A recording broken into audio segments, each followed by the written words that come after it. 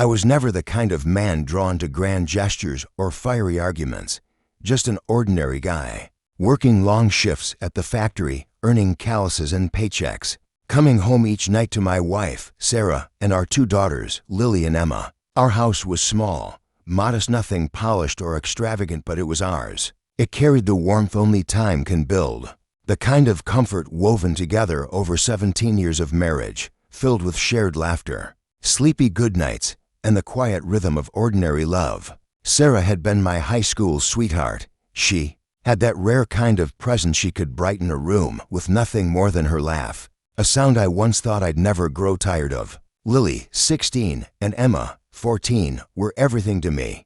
Brilliant, kind-hearted girls who moved through the world whispering secrets to each other, half laughter, half conspiracy. I thought our family was solid. I thought we were unbreakable. But I was wrong. It didn't come crashing down all at once. No storm, no loud accusations, just small, almost imperceptible cracks that widened in silence. Sarah began working later, her evenings increasingly claimed by deadlines and urgent meetings. Her phone would buzz at strange hours, and she'd always have a quick, clean excuse. I trusted her. I wanted to. She was a manager at a marketing firm, stressful, always spinning, always demanding. So I brushed it off. But then the girls started acting off. They dodged my gaze, changed the subject when I asked about their mom. Laughter became strained. I told myself it was just teenage moods, just stress, but something had shifted. One night, I came home earlier than usual. My shift had been cut short. Her car was in the driveway, but when I stepped inside, the house was quiet to quiet. On the kitchen counter lay her phone, screen glowing, unlocked. A text had just come through. It was from her boss, Daniel, and it wasn't a work text. My stomach twisted into something cold and heavy. I stared at the words, unable to unsee them. When Sarah walked through the door later, I was still standing there. I didn't raise my voice, didn't throw the phone. I simply asked. She didn't lie. Her face crumpled, and she admitted it. She had been seeing Daniel for months. But the sharpest pain didn't come from her confession. It came from our daughters. They had known. Lily had seen the messages. Emma had caught them together at a cafe, and they had said nothing. Lily mumbled something about not wanting to hurt me. Emma just cried. I looked at the 3 of them, my wife, my girls, and I felt like a ghost in my own home, like a man peering into someone else's life. The betrayal was too wide, too deep to contain. I didn't yell. I didn't slam doors. I just picked up my coat and walked out, my heart echoing with a hollow kind of silence. For weeks, I stayed on my brother's couch, lying awake night after night, replaying every detail of our life together. Every touch, every birthday, every late-night laugh now shadowed by doubt. The girls left voicemails, their voices trembling, asking when I'd come home.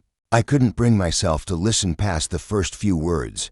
Even their pain felt like another. Sarah sent long, apologetic texts. She said she'd quit her job, that it meant nothing, that she wanted to fix us. But trust once splintered isn't something you can tape back together. I made a choice, a quiet, devastating choice, one I never imagined myself making. I filed for divorce. I gave Sarah the house, told the girls I needed space. Not forever, I said, but for now. They cried. I held the phone in silence. I couldn't be their father while I was drowning in pain.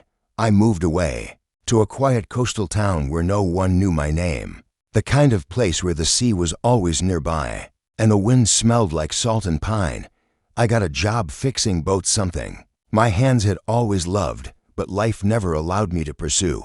The work was honest, demanding. It scraped my knuckles and soaked my clothes, but it gave me something real to hold on to. I rented a small apartment, just enough for one, and started running every morning along the shoreline. The rhythm of the waves, the steady pulse of my breath and burning legs, it cleared my mind. I wasn't running from my past. I was running toward something new. Days passed, then months, a year slipped by. I didn't speak to Sarah, but the girls started writing. At first, the letters were cautious, unsure.